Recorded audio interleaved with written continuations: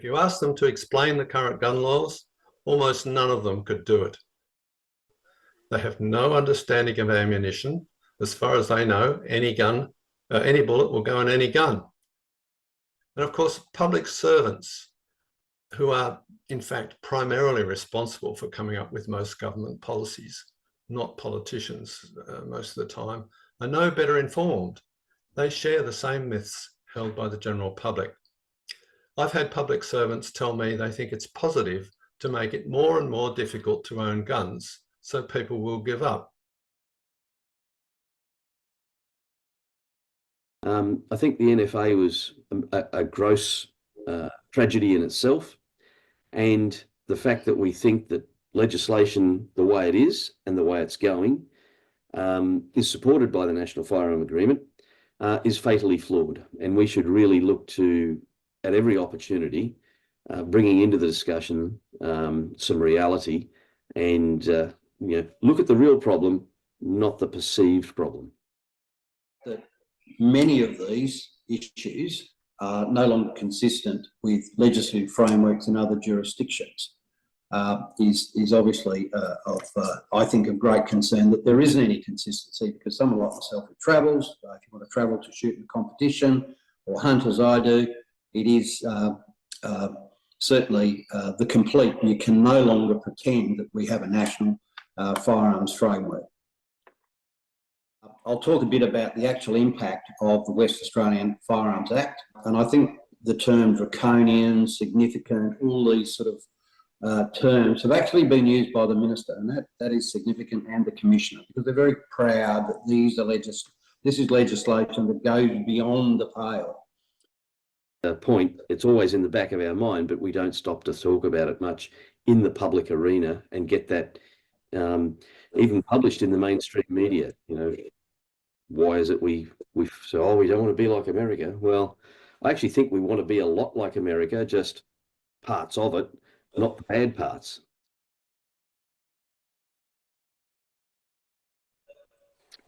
How do we affect change, political change? And the only way you're going to get change is through politics. I mean, police departments will constantly look for better ways to make our life more miserable, so much so that they implement policies that are not lawful. And that happens in every state. We're seeing a major assault on that here in Queensland at the moment. But in firearms, it's the police that are always involved. It's irrational. It really doesn't have a precedent.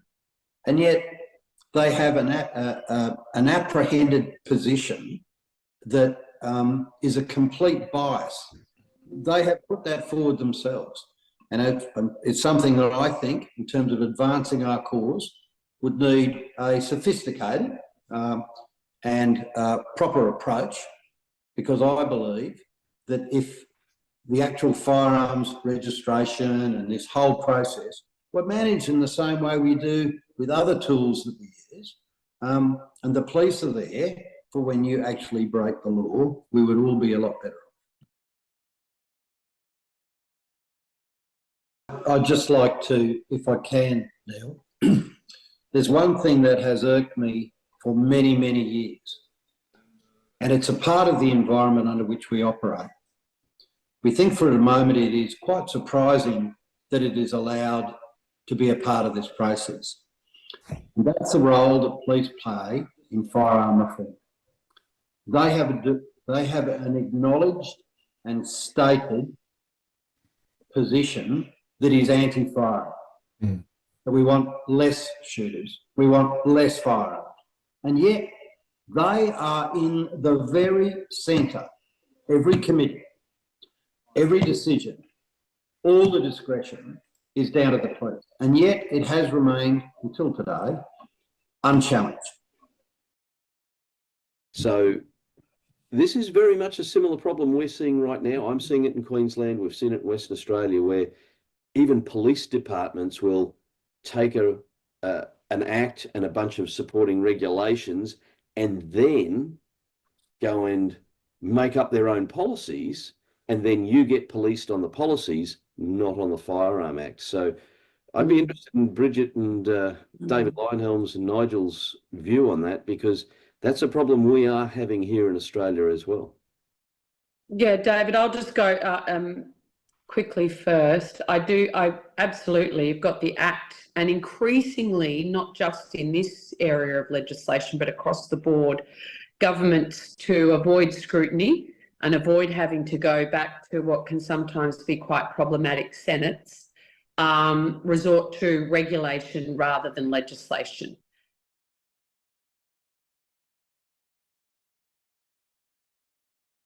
Where we are today is that we've got much better relationships across the board, and that includes industry relationships with other groups, dealers, parties, and other sporting groups. And we're not treated as just some little minority interest group. So now that we're noticed and can't be ignored, we're now in a position where we can affect change. And that's happened numerous times, where we've been able to influence an outcome or modify an outcome to be more suitable to the likings of industry, and particularly during the COVID period, there's a lot of things that we rolled back there. You can't get one association to represent everyone's interests, so that's why we have all these other interest groups. But certainly, you're quite correct. You know, the major groups, the clay target associations, the SSAAs, ourselves, that cross all of the boundaries. As we go forward from here, and things are getting, you know, more competitive in the regulatory sense, in other words, it's us versus them, we're going to need to do that a lot more. And I'm delighted, actually, one of our panelists today is another one of the big association representatives, because it's very topical. In fact, he and I have discussed this as to going forward into the future. And then we need to understand what messaging works in the broader community to soften attitudes towards our sport. And then we need to start rolling that messaging out in a coordinated and way, and a sustained way as well. This is not something we can do over 3 months. This is something we'll do over 3, 4, 5, 10 years. You know, so once we have done this work, then we can start moving forward on delivering it. But it's funny, there's a common thread here. We're all speaking the same language.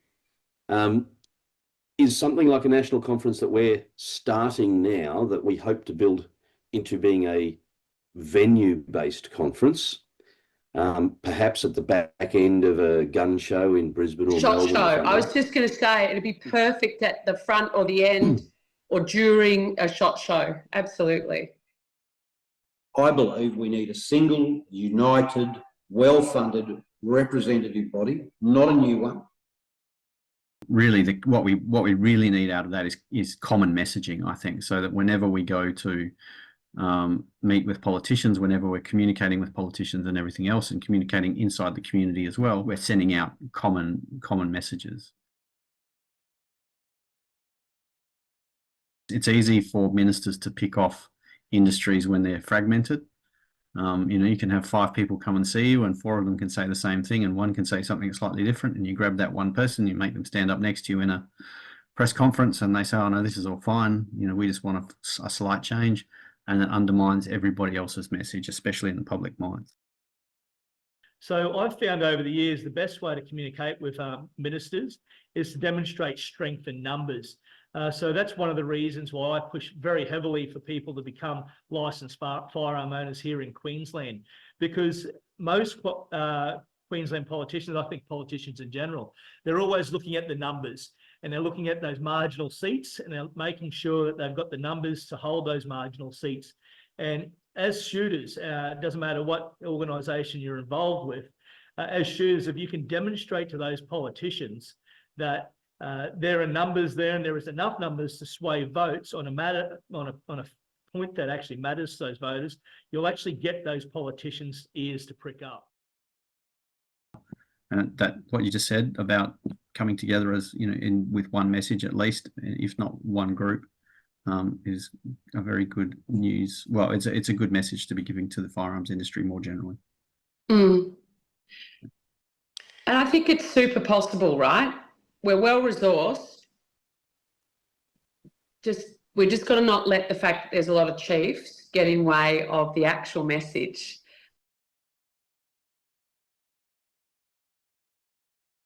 Join the community. Connect with fellow firearm owners and advocacy groups. A united community is more effective in driving change and defending our rights, much like was discussed by the other speakers here today.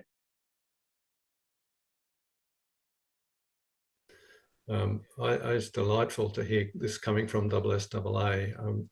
I can assure you, Tom, we would never have heard from your predecessor saying something like that. It is absolutely refreshing.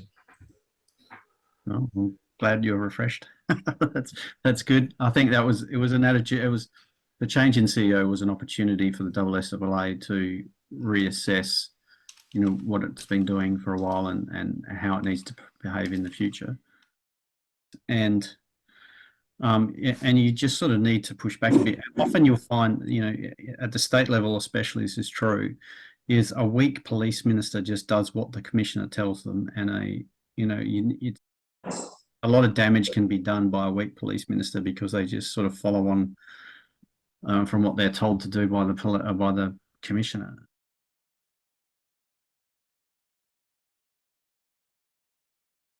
I think part of the answer is the various shooter groups setting up some form of fund that will be prepared to fund some of these, administrative appeal tribunal cases, some of the legal cases, just to push back. It means the police will just get away with whatever they can, right? They sort of a law unto themselves in a way, and especially state police. I think we need to develop fighting funds internally so that we can start affecting these campaigns as they come up, not just on policy issues that we're interested in, firearms policy issues, but also in individual seats and individual campaigns, so that when someone is particularly hostile, we can try and influence their election. And when someone is particularly friendly, we can try and influence their election as well. I think that organisation should be providing assistance with administrative appeal tribunals, particularly in terms of a precedent or a test case.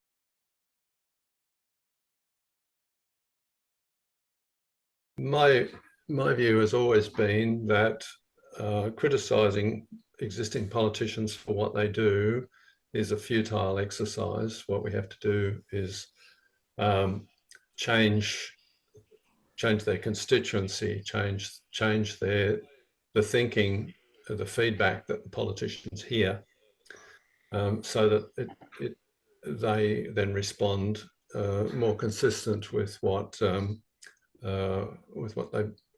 we want them to do. So politicians feel very safe in doing what they did in Western Australia with Papalia's law. Nonsensical nonsense, but it's superficially appealing if you're ignorant and uninformed about firearms. And so they vote for it, including the Liberal Party members vote for it.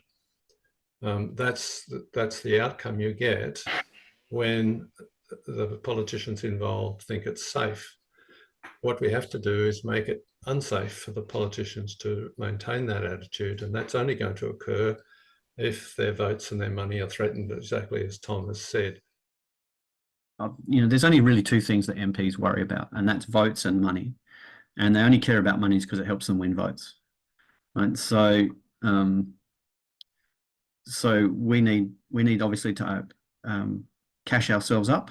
That will mean special appeals throughout our organisations and everyone else.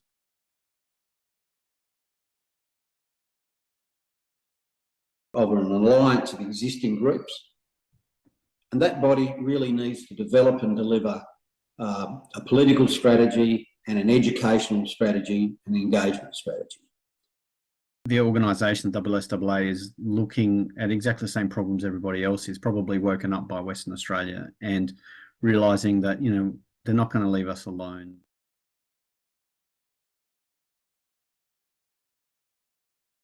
The worst place for any interest group to be is where they're taken for granted by both sides. So if your vote, the way you vote, is politically built in, then and for instance, the Labor Party think, for instance, that they can't win our vote, and the Liberal Party think that they can't lose our vote, then no one is ever going to pay you attention. Yeah, they say elections have consequences. Well, that particular action had consequences.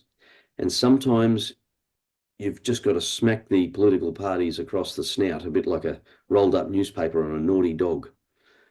The net result of put the majors last meant they might still get elected, but they lost a significant amount of primary vote funding, millions of dollars.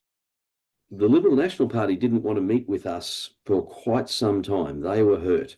The Labor Party were as well, but they tended to keep their cards closer to their chest.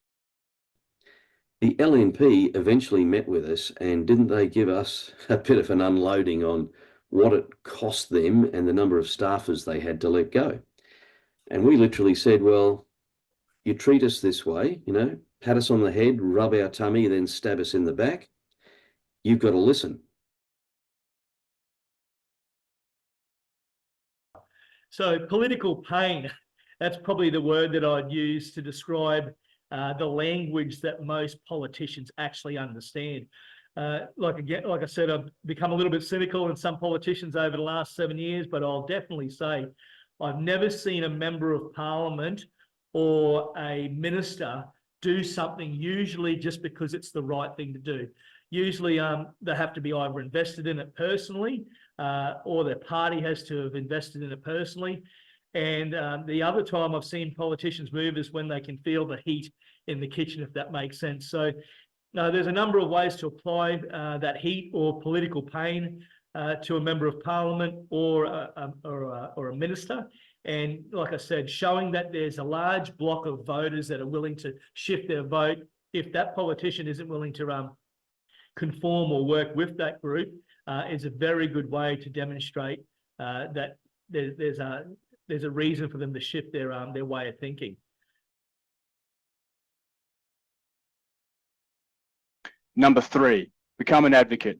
Volunteer and engage with your networks. Use social media, support those advocating for your rights, engage with local representatives and policymakers to ensure our voices are heard.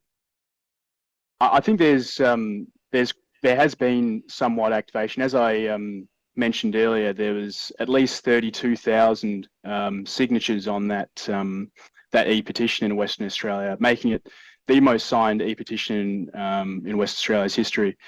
So I think the shooters here are definitely becoming activated, and we need to keep up that uptick in motivation, political motivation in the shooters here. I believe there's a lot of groups here that are helping with this as well. WAFCA, I think, was mentioned earlier as well. And we all need to band together, much like we've discussed with the other speakers here today. And obviously having the backroom muscle then to do the heavy hitting when you need to have it done. I think that's a good model. But a caucus that is cross parliaments, I think would be really, really powerful, because the legislation that binds a lot of the issues is at a state level, not at a Commonwealth level. And any shooters out there that are actually looking for where to park their vote, where's a safe place to park their vote as a Queensland or an Australian shooter, go for parties that have a strong history in sticking up for their licensed firearm owners. I'm not saying this because I'm with Canada's Australian Party, but I do say do some research, find out about your local member. Their party might not be strong on firearms issues, but or not as strong as the Canada's Australian Party or shooters, different other shooting parties. But I would say if you've got a local member that's part of a larger organisation, or larger party, I should say, who's an avid firearms owner or a sports shooter or even a hunter, perhaps going and having a conversation with them and seeing if that's a safe place to park your vote. A lot of the time people will say, oh, well, I'm just voting for this party because they're going to be better on tax, or they're going to be better on this. Well, we need them to be voting what's better for firearms. This is my sport. This is important to me, so I'm going to vote accordingly. So making people in our organisation, or convincing people in our organisations to sometimes walk away from decades-old political allegiances is something that we need to do. And I think a key part of that is simply punishing bad behaviour and rewarding good behaviour. And you need to be prepared to do both equally. So I think that Flickham campaign that David was talking about is a prime example of that. Is you just you both did the wrong thing, so bang, now we're voting against both of you.